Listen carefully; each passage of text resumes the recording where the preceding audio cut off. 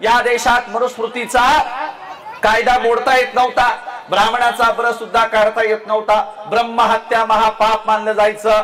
तेव्हा जगद्गुरु जगतवंद्य तुकोबरायांनी अभंग लिहिला, काय महिमा वर्णू आता सांगणे किती, कोटी ब्रह्महत्या मुख पाहता जाती। अरे आमच्या तथागत विठ्ठलाचा काय महिमा सांगावा, 1 कोटी ब्राह्मणांची हत्या झाली आणि एकदाच विठ्ठलाचं तोंड पाहिलं तर सगळं पाप धुतलं जातं। हा मनुस्मृतीच्या विरोधातला अभंग लिहिणारे गाणारे जगतवंद्य जगद्गुरु तुकोबाराय आणि प्रतापगडाच्या पायथ्याशी कृष्णा भास्कर कुलकर्ण्याची खांडोळी करून हाच तुकोबारायांचा अभंग प्रत्यक्षात खरा करून दाखवणारे त्यांचे खरे पटशिष्य, रयतेच्या राज्याचे संस्थापक, कुळवाडी भूषण बहुजन प्रतिपालक, ज्यांनी सह्याद्रीच्या दऱ्याखोऱ्यातून घोड्यांच्या टापांचा आवाज दिल्लीच्या तख्तापर्यंत नेला, ज्यांच्याबद्दल ज्योतिराव फुले म्हणाले आम्हा कुळवाड्यांचा राजा, आणि म्हणून छत्रपती शिवाजी महाराज, लोकराजा राजर्षी शाहू महाराज आणि तुमच्या आमच्या एकूण सगळ्या क्रांतीचे जनक असणारे ज्योतिराव फुले साहेब यांना देखील अभिवादन करतो।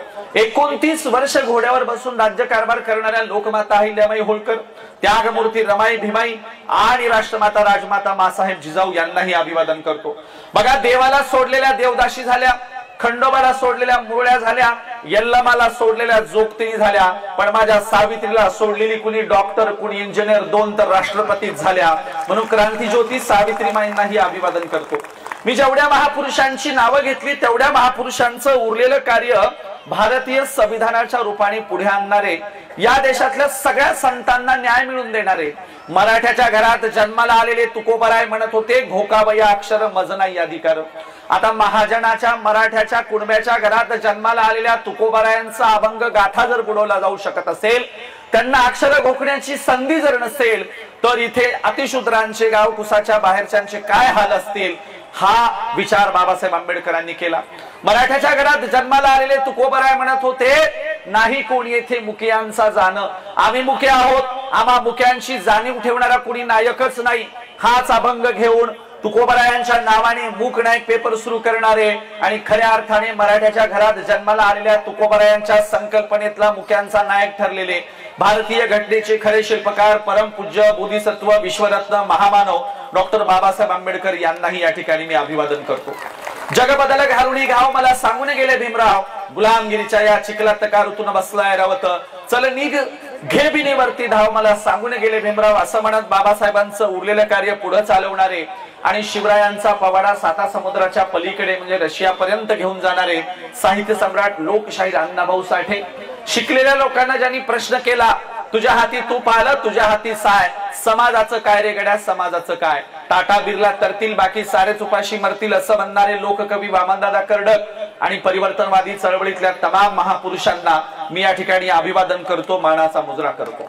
इथे भीम आहे, तिथे भीम आहे, तिथे भीम माझा लढा देता आहे, जिथे माणसाला लढा येत नाही तिथे भीम माझा धडा देता आहे। म्हणून बाबासाहेबांनी दिलेले धडे आज आम्हाला पुन्हा गिरवायचे, पुन्हा त्या धड्यांची उजळणी करायची, पुन्हा स्वाभिमानाचा वारसा आम्हाला पुन्हा समजून घ्यायचा आहे आणि या देशातल्या त्याग आणि समर्पणाची कहाणी आता मी तुम्हाला सांगणार आहे। कारण या देशातल्या त्याग आणि समर्पणाची कहाणी समजून घेतल्याशिवाय या देशामध्ये तुम्हाला पुढचं भविष्य कळणार नाही। बाबासाहेबांचं एक वाक्य तर आपल्या सगळ्यांना माहितच आहे की गुलामाला गुलामीची जाणीव करून दिल्याशिवाय तो बंड करून उठणार नाही, आणि म्हणून या देशातल्या पुन्हा गुलामीत खितपट पडलेल्या जनतेला गुलामगिरीची जाणीव करून देण्यासाठी आम्ही फुले साहेबांचा आणि बाबासाहेबांचा वारसा तुमच्यापर्यंत सांगायला आलेलो आहोत।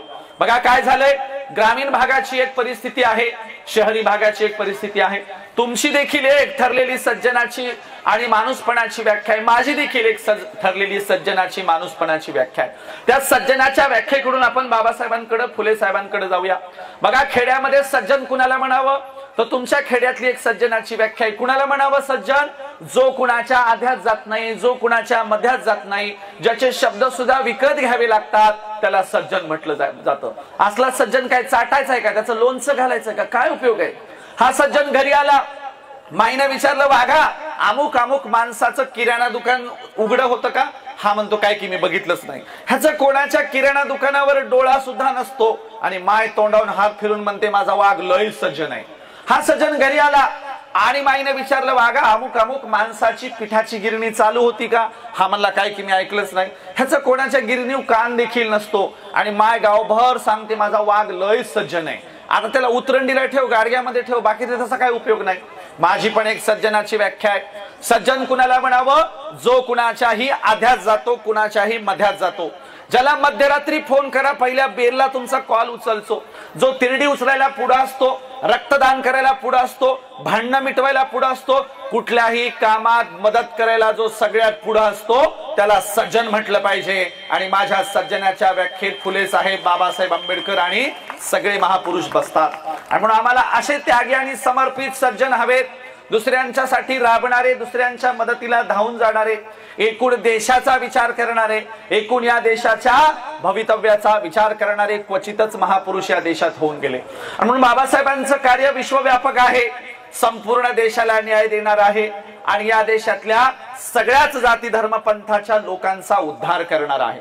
बघा, माझी अस्पृश्य जाती म्हणजे आजच्या शेड्यूल कास्टच्याच वाट्याला दैनीय दुःख आलं होतं का?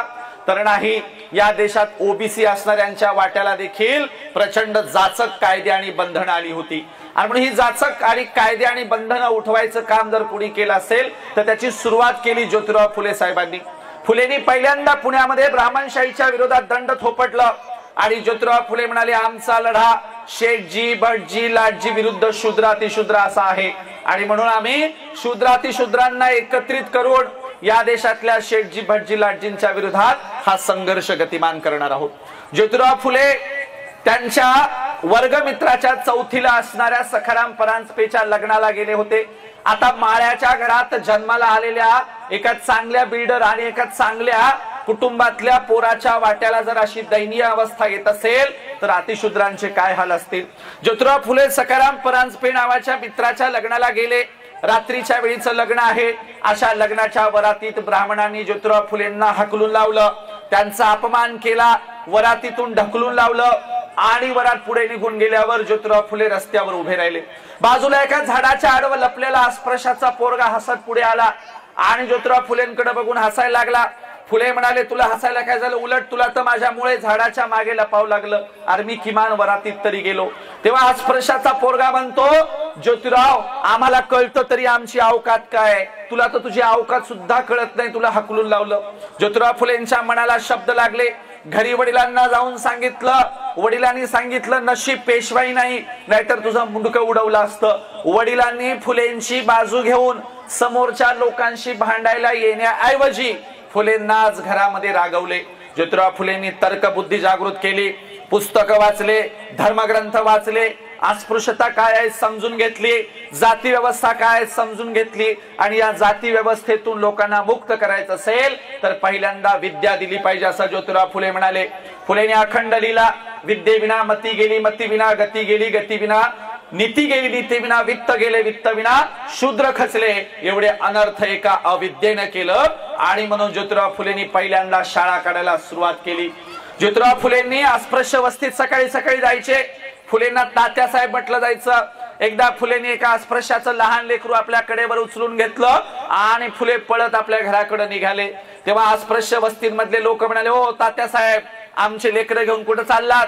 तेव्हा ज्योतिराव फुले म्हणाले, ही लेकरं मी माणूस बनवायला घेऊन चाललोय। तेव्हा त्या गल्लीतले लोक म्हणाले, मग आम्ही काय जनावर आहात का काय? तेव्हा ज्योतिराव फुले म्हणाले, अरे जनावर तरी तुमच्यापेक्षा चांगली आहेत, तुमचं जगणं जनावरांच्याही पलीकडचं आहे, मी तुम्हाला माणूस बनवण्यासाठी शाळा काढतोय।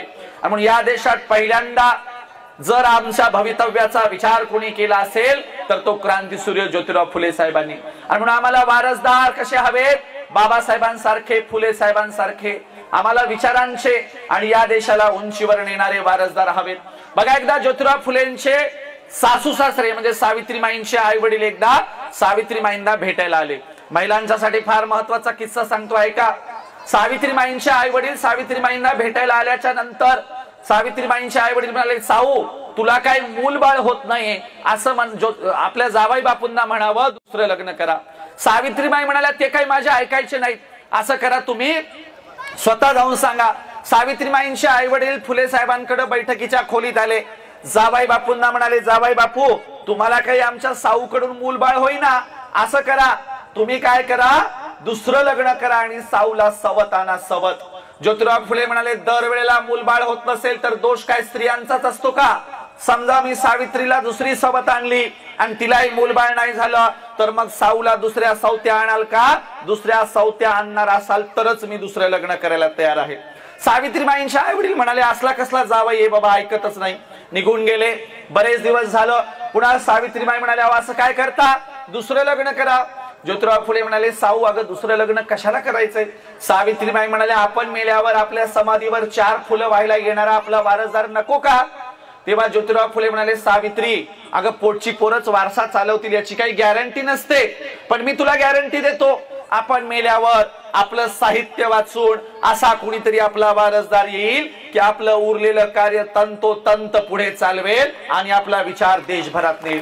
ज्योतिराव फुले गेले आणि फुले गेल्याच्या नंतर 1 वर्षांनी ज्यांचा जन्म झाला, ज्यांनी फुलेंना आयुष्यात कधीही पाहिलं नाही, परंतु फुलेंचं उरलेलं सर्वच्या सर्व कार्य ओळ वाईज दिनांक वाईज पुढे चालवलं, ते ज्योतिराव फुलेंचे खरे वंशज आणि खरे वारसदार म्हणजे डॉक्टर बाबासाहेब आंबेडकर आहेत. बघा फुले म्हणाले मांग महार निंदा ठावे नाही व्यथा जाळा म्हणू ग्रंथा एकदाची. यांच्या धर्मग्रंथात आमच्याबद्दल दयामया तर नाहीच आहे, परंतु आमची प्रचंड हेटाळणी केलेली आहे, असले ग्रंथ जाळले पाहिजेत.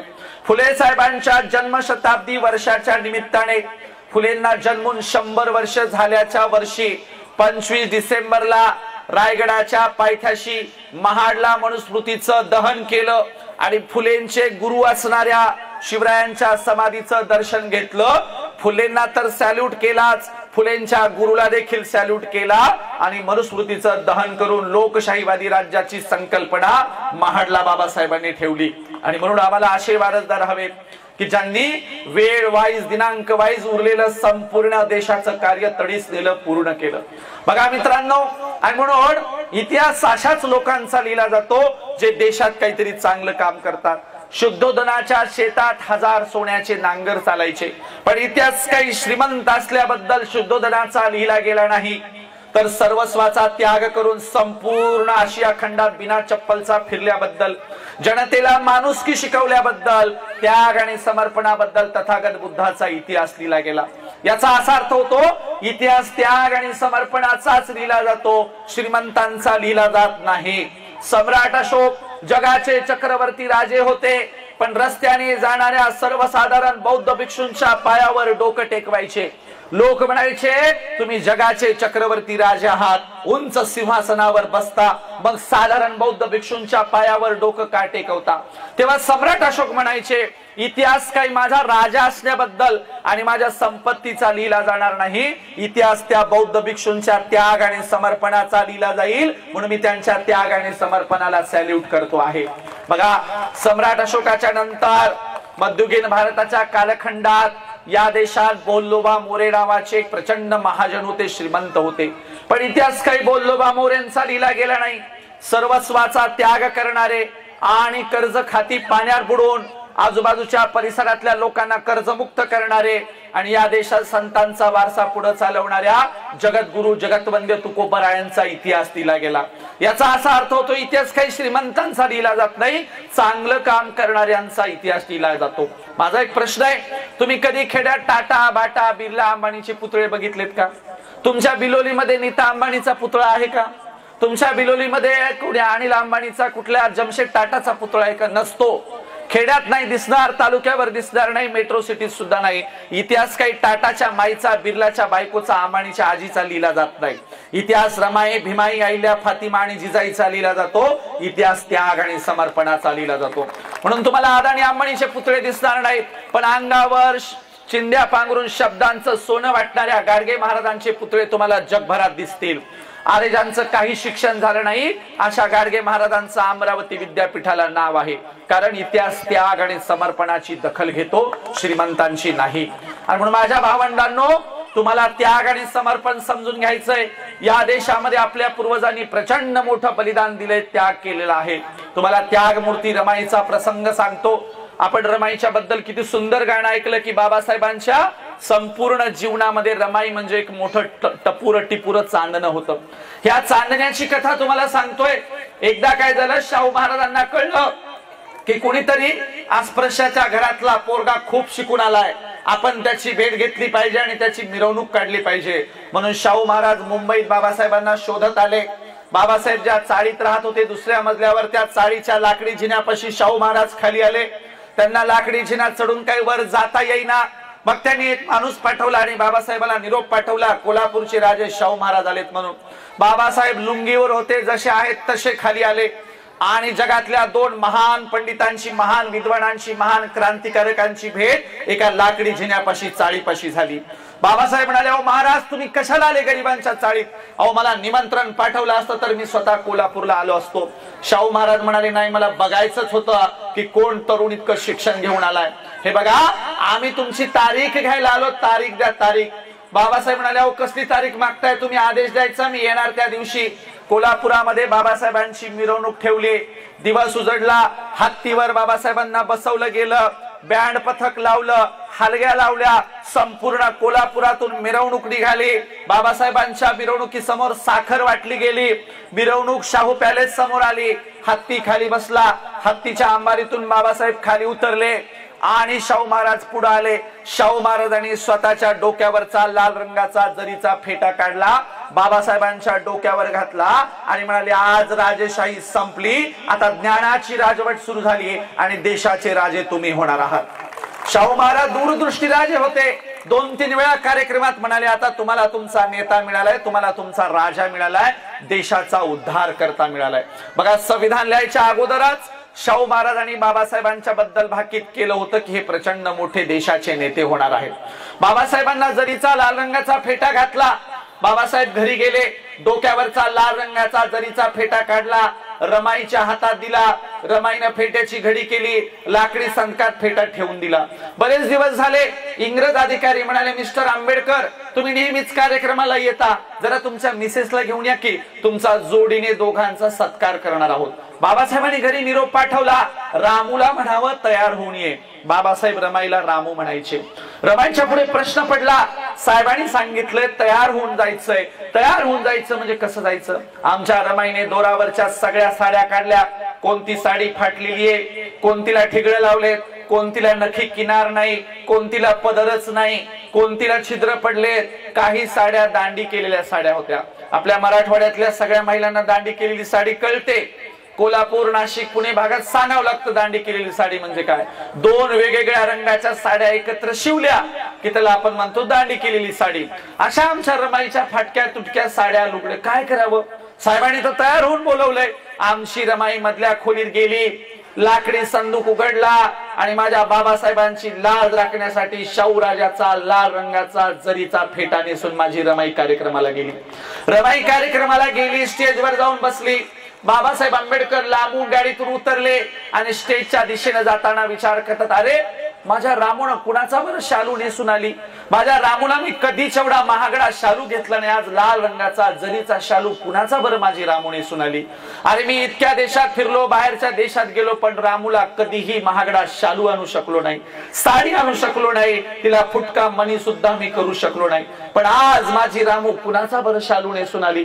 जसे जसे बाबासाहेब आंबेडकर स्टेजच्या दिशेने जातात, स्टेजच्या पायऱ्या चढायला लागतात, तसं लक्षात येतं, अरे माझी रामू माझी लाज राखण्यासाठी शाहू महाराजांचा जरीचा फेटा नेसून आली आहे. बाबासाहेबांच्या डोळ्यातून थेंब ओघळणार तेव्हा बाबासाहेब ठरवतात रामूकडे बघायचं नाही.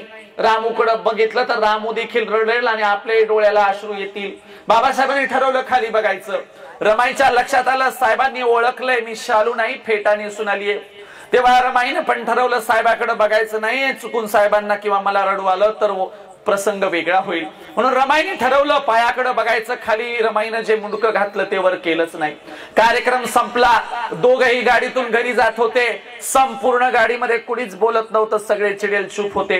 घरी गेल्याच्या नंतर साहेबांनी अंगावरचा कोट काढून रमाईच्या हातात दिला तेव्हा रमाईच्या डोळ्यांना अश्रुधारा लागल्या होत्या.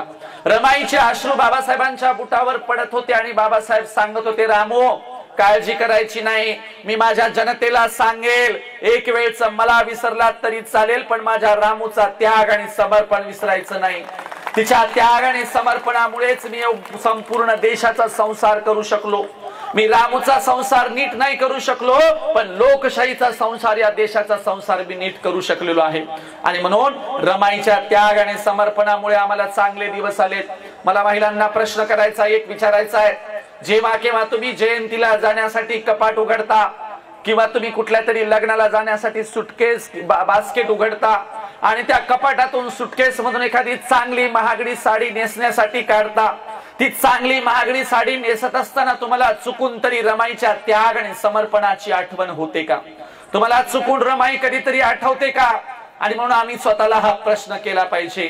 म्हणून दरवर्षी महापुरुषांच्या जयंतीच्या निमित्ताने त्यांनी केलेल्या कामाची उजळणी आम्ही केली पाहिजे. आपलं कसं आहे, 4 महिलांचं, आपल्या महिला एकत्र येतच नाहीत आणि आल्या तर चर्चा कशावर करतात? कोणाची नांदना, कोणाची पळून गेली, कोणाला कोड फुटला, कोणाची काडी मोड झाली, याच्या आमच्या बायाची चर्चा असते. पण घरात कधी रमाई, भीमाई, आईल्या, फातिमा, जिजाईची चर्चा नसते. कधी रमाईच्या त्यागाची चर्चा नसते. एका गावामध्ये शेड्यूल कास्टला जागा सुटली सरपंच पदाची. मग बाई झाली सरपंच. मग अधिकारी आले, सरपंच कोण आहे, सरपंच कोण आहे? मग बाई पुढे आली, म्हणली सरपंच नाही, मीच सरपीण आहे, म्हणली मीच गावची प्रमुख आहे. आता बाई मोठ्या त्यागाने सरपीण झाली. सरपीण झाली तर झाली, इकडून 5% खाय, तिकडून 10% खाय, इकडून वड तिकडून वड, मस्त 2 मजली बंगला बांधला. चांगली एका दिवशी महागडी साडी नेसली, गावभर फिरली. गावचे लोक गेले कदरून, म्हणले एवढी सगळीला आम्ही सरपंच केलं, गावचा विकास गेला बोंबलं, स्वतःचाच विकास केलाय म्हणले. मग बाया म्हणले हिला विचारायचीच नाही कितीला साडी घेतली म्हणून. अख्खं गावभर फिरलं, कोणीच विचारेना कितीला घेतली. संध्याकाळ झाली, बोळीचा रस्ता लागला, अरुंद रस्त्याने पाय आपटीत, दन दन पाय आपटीत घराकडे निघाली. घराकडे आणणाऱ्या रस्त्याने जाताना रस्त्यात एक कुत्री झोपली होती. कुत्रीच्या शेपटी पाय पडला. कुत्री म्हणली काय कोण? ही म्हणली आजच घेतली 10,000 रुपयाला. कोणीच विचारेना कुत्रीला सांगायली. अशी आमची सगळी अवस्था आहे, परिस्थिती आहे. आणि म्हणून शेजाऱ्या पाजाऱ्यांशी तरी संवाद ठेवला पाहिजे, ग्रामीण जनतेशी संवाद ठेवला पाहिजे, एकमेकांशी संवाद ठेवला पाहिजे, तरच आपल्या देशाचा, गावाचा, राष्ट्राचा विकास होणार आहे. आम्ही स्वार्थी होत चाललो. तो आमचे सत्यपाल महाराज नेहमी सांगतात, आपलं कसं आहे, बाल्याची माय बाली आणि 10 बाय 10ची खोली. आपलं कसं आहे, माझी बाडी, माझी गाडी, माझ्या बायकोची साडी, याच्या पलीकडे काही आम्ही विचार करत नाही. शेजारचा मेला काय गेला काय त्याच्याशी आम्हाला काही घेणं देणं नसतं. अहो शेजाऱ्याचं सोडा, एका कुटुंबात सुद्धा संवाद उरलेला नाही. संवाद, टीव्ही चालू असते, कोणतं तरी बाहेरून येतंय, रिमोट हातात घेतय, उकड बसूनच गचगच खातय जातय. दुसरं येतंय, सोफ्यावर बसतय, तसंच खातय. तिसरं येतंय, टीव्ही बघतय, तसंच खातय. कुणाचा कुणाला ताळमेळ नसतो. कुटुंबाची परिस्थिती सुद्धा अशीच आहे. मी एका गावात कीर्तनाला चाललो होतो आणि रस्त्यामध्ये पांडीचा अरुंद रस्ता होता आणि 1 जणाचे गुरढोर उभे होते. मी त्या 1 जणाला म्हणले आम्हाला जायला उशीर व्हायला आणि ती जनावर काढ. म्हणलं कुणाची ती गुरढोर? ते म्हणला वासरू माहिती आहे. मला कोणाचं आहे ते? गाय नाही माहित कोणाची. बरं म्हणलं काढ बाबा, कुणाचं आहे ते वासरू? ते म्हणला वासरू त्या गायीचं आहे. म्हणला पण गाय नाही माहित कोणाची आहे. म्हणला लय शहाणा झालास का? म्हणलं सरक बाजूला. जनावर बाजूला काढले. कार्यक्रमाला गेलो. कीर्तन संपलं. कीर्तन संपल्या पोरग स्टेजवर आलं. म्हणलं महाराज मायछान किंवा म्हणला लय भारी बोलतात, चला तुम्हाला चहा प्यायला नेतो आपल्या घरी. म्हणलं मी चहा पित नाही. म्हणलं दूध पाजतो, चला तर खरी. घराकडे नेताना एवढा मोठा म्हशीचा गोठा होता. म्हणलं का रे, ह्या सगळ्या म्हशी तुमच्याच आहेत का? म्हणला हो. मी म्हणलं सगळ्यात दूध देतात का? म्हणला महाराज येडे झालं काय, म्हशी कुठे दूध देतात का? काढावं लागतंय. म्हणला मनानं देत नसतात. म्हणला म्हणलं एवढा शहाणा आहेस का? मग शाळेत का जात नाही? मगाशी तर गुराढोरांच्या मागे होता. म्हणला जातो शाळेत. मग म्हणलं तू कितवीत आहेस? म्हणला मी 9वीत आहे. 9वी. मी म्हणलं बिलकुल वाटत नाही 9वीत म्हणून. म्हणला मोजून बघा 9वीत आहे. म्हणलं वीत. असा पोरगा माझी काडी मलाच लावायला लागला. मला एवढा शहाणा आहेस का? अंगणात गेलो, बापाचा चप्पल बूट दिसले अंगणात. हे मला मायच्यान किंवा महाराज तुम्हाला दूधही पाजू शकत नाही, चहा बी नाही. म्हणलं का?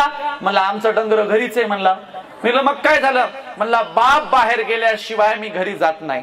नाही तर बापाच्या देखत जेवायला बसलं ना, बाप म्हणते याला येतच नाही, याला जमतच नाही, हे मूर्खच आहे, हे नालायकच आहे. कधी कधी तर माझा बाप म्हणते ही गेलेली कॅशेटच आहे.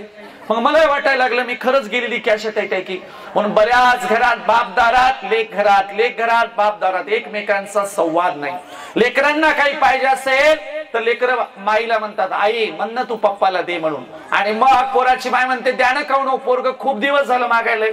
आणि मग पोराच्या माईच्या सांगण्यावरून बाप पोराच्या माईकडे देतो आणि माय मग पोराकडे देते. असा घरात, ज्या घरात संवाद नसेल त्या घरामध्ये बाबासाहेब आंबेडकर नाही होऊ शकणार. कारण रामजी आंबेडकर आणि बाबासाहेब आंबेडकर हे आम्हाला सूत्र समजून घ्यावं लागतं. पगारीतले पैसे वाचवून, आपली पेन्शन वाचवून आपल्या मुलांच्यासाठी पुस्तकं विकत घेणारा एकमेव बाप म्हणजे रामजी आंबेडकर होते. आपल्या घरातल्या मुलाला कशाचीही कमी पडू नये याची सतत चिंता करणारे रामजी आंबेडकर होते. आणि आपल्या घरातले बाप पोरग 5 वर्षाचं नाही झालं की त्याच्या हातात लगेच मोबाईल देते आणि मोठेपणाने सांगतात त्याला स्टेटस ठेवता यायले, मोठेपणाने सांगतात त्याला सगळं व्हिडिओ कॉलिंग जमायली. अरे ती काय मोठेपणाची बाब आहे का? सांगा त्यांनी त्याच्या बालवयात बाबासाहेबांचं चरित्र वाचलंय, सांगा त्यांनी त्याच्या बालवयात फुले साहेबांचं चरित्र वाचलंय. आणि आम्हाला पुस्तक वाचणाऱ्या पिढ्या पाहिजेत, आम्हाला महापुरुषांचा वारसा चालवणाऱ्या पिढ्या पाहिजेत, आम्हाला सगळ्या क्षेत्रात तरबेज असणाऱ्या पिढ्या पाहिजेत. आणि म्हणून तशा पिढ्या घडवायच्या असतील तर पहिल्यांदा मायबाप घडले पाहिजे. आणि म्हणून त्या मायबापांच्यासाठी हा कार्यक्रम आहे. लक्षात घ्या, सांगावं किती हो, या देशात महापुरुषांचं इतकं व्यापक काम होतं, ते व्यापक काम आम्हाला सांभाळता आलेलं नाही. बाबासाहेब आंबेडकर म्हणाले होते, हा माझा परिवर्तनाचा रथ आहे, मी मोठ्या नेटाने इथपर्यंत आणलाय. हा परिवर्तनाचा रथ तुम्हाला पुढे नाही नेता आला तरी चालेल, पण त्या रथाला मागे खेचू नका. परंतु आज आम्ही काय केलंय, तो परिवर्तनाचा रथ ज्या जागेपर्यंत बाबासाहेबांनी आणला होता तो पुढे तर आम्ही नेऊ शकलो नाही, उलट त्या रथाच्या दांड्या विकून खाल्ल्या, त्या रथाचे चाक विकून खाल्ले, त्या रथाचे पार्ट विकून खाल्ले. आणि म्हणून आज आमची अशी अवस्था आहे. म्हणून लोकशाही वाचवायची वेळ आमच्यावर आली आहे, देश वाचवायची वेळ आमच्यावर आलेली आहे. अशा वेळेला आम्हाला आंबेडकरी जनतेला सतर्क आणि जागृत करायचंय. अशा वेळेला आम्हाला या देशातल्या महापुरुषांचा जे वारसा चालवतात त्या लोकांना सतत सतर्क आणि जागृत करायचंय.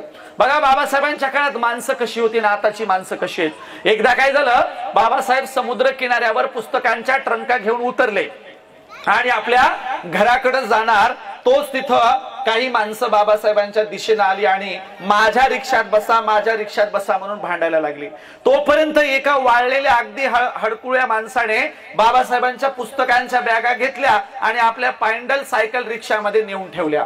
बाबासाहेब त्याच्याकडे गेले, म्हणाले, हे बघ, माझ्या घराचा रस्ता चढाचा आहे, दुसरं माझं वजन आणि 2 बॅगांचं वजन तुला तोलणार नाही, तुला सायकल पायडल रिक्षा चालवता येणार नाही. मी दुसरा कोणीतरी माणूस बघतो, परंतु तुझ्या रिक्षातल्या बॅगा माझ्या उतरून दो. तो माणूस म्हणाला, हे बघा साहेब, माझ्या रिक्षात बॅगा ठेवल्या तर तुम्हाला कोणीच नेणार नाही, कारण तुम्ही माझे झाले. आता तुम्हाला याच रिक्षातून यावं लागेल. रिक्षा चालवणाऱ्याला माहितच नाही आपल्या रिक्षात बसणारी व्यक्ती कोण आहे. बाबासाहेबांच्या घराचा रस्ता लागला, चढाचा रस्ता, रिक्षा चालवणाऱ्याला रस्ता काही चढना. कमरेतून पूर्ण ओझं त्या हँडलवर टाकलं आणि पायंडलवर पाय दाबायला सुरुवात केली. पायंडल काही दबता दबेना, हँडलवर पूर्ण ओझं पडलंय. माणसाचा तोल समोरून पुढे गेला आणि अगदी तोंडावर माणूस पडला. रिक्षा बाजूला जाऊन आदळला. बाबासाहेब कसे तरी रिक्षातून उतरले, माणूस जमिनीवर पडलाय.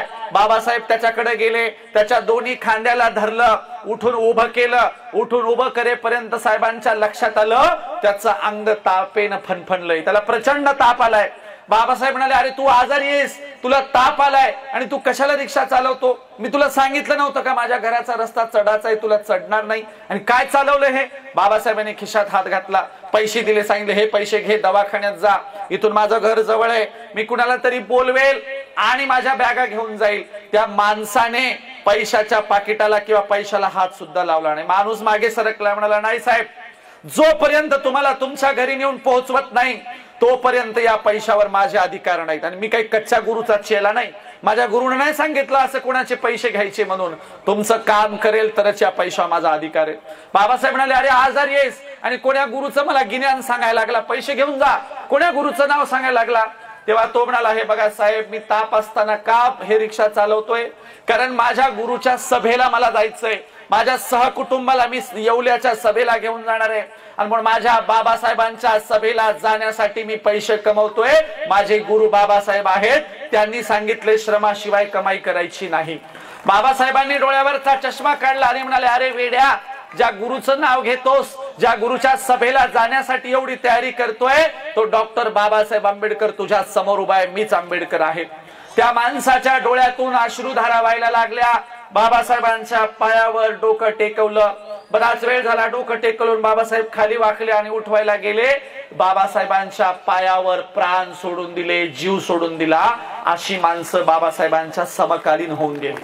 आणि आज शाहीर संभाजी भगत सांगतात, भीमपुतळ्यात बंद केला बाई, भीम भजनात बंद केला बाई, त्याच्या वैऱ्याने जेर बंद केला गा, भीम बाजार आणला ग बाई, त्याची खैरात झाली ग बाई, म्हणजे सगळ्यांनी वाटून घेण्याचा कार्यक्रम अलीकडच्या काळात चालू ठेवला असं शाहीर संभाजी भगत सांगतात। आणि म्हणून आम्हाला बाबासाहेबांच्या समकालीन असणाऱ्या त्यागी आणि समर्पित माणसांच्या सारखी माणसं पाहिजे। तुम्ही अनेक कथांमधून सोनबा येवलेची कथा देखील ऐकलेली असेल। सोनबा येवलेची कथा काय सांगते, बाबासाहेब आंबेडकर एकदा मुंबईला चालले होते। त्या ठाण्याच्या दाट झाडीच्या रोडवर एकच हॉटेल होतं आणि हॉटेल जवळ आल्यावर गाडी थांबवली आणि हॉटेलमध्ये पाणी पिण्यासाठी बाबासाहेब आंबेडकर गेले। बाजूच्या दाट झाडीमध्ये उंच झाडावर बसून सोनबा येवले लाकडं तोडत होते। त्यांनी झाडावरून बघितलं की साहेब हॉटेलमध्ये गेले, परंतु बाबासाहेबांना हॉटेल मालकाने पाणी दिलं नाही। हॉटेलमधून पाणी न पिता बाबासाहेब बाहेर आले आणि गाडीमध्ये बसायला लागले। तोपर्यंत झाडावरून सोनबा येवले उतरून आपला हंडा, पाण्याचा हंडा घेऊन गाडीच्या दिशेने जाणार। बाबासाहेबांनी मागे काही बघितलं नाही, गाडी निघून गेली। सोनबा येवलेला फार वाईट वाटलं, अरे माझ्या साहेबांना हॉटेल मालकांनी पाणी दिलं नाही, माझे साहेब बिना पाण्याचे तसेच गाडीत निघून गेले। सोनबा येवलेंनी काय करावं ठरवलं, दररोज त्याच जागेवर पाण्याचा हंडा घेऊन बसायचं। एक दिवस झाला, एक महिना झाला, एक वर्ष झालं, सलग 9 वर्ष सोनबा येवले नावाचे गृहस्थ बाबासाहेबांच्या वाटेवर पाण्याने भरलेला हंडा घेऊन बसायचे। किती वर्ष? 9 वर्ष। कधी बसायचे? ऊन असू द्या, वारा असू द्या, पाऊस असू द्या, झडीच्या पावसात सुद्धा एकाही दिवसाचा खाडा सोनबा येवलेंनी पडला नाही। का? कारण ज्या दिवशी मी पाण्याचा हंडा घेऊन नाही जाऊ शकलो, त्या दिवशी त्याच रस्त्याने माझे साहेब जर गेले आणि साहेबाला पाणी जर नाही मिळालं तर काय करायचं? एकही दिवस पावसात सुद्धा खाडा पडू दिला नाही।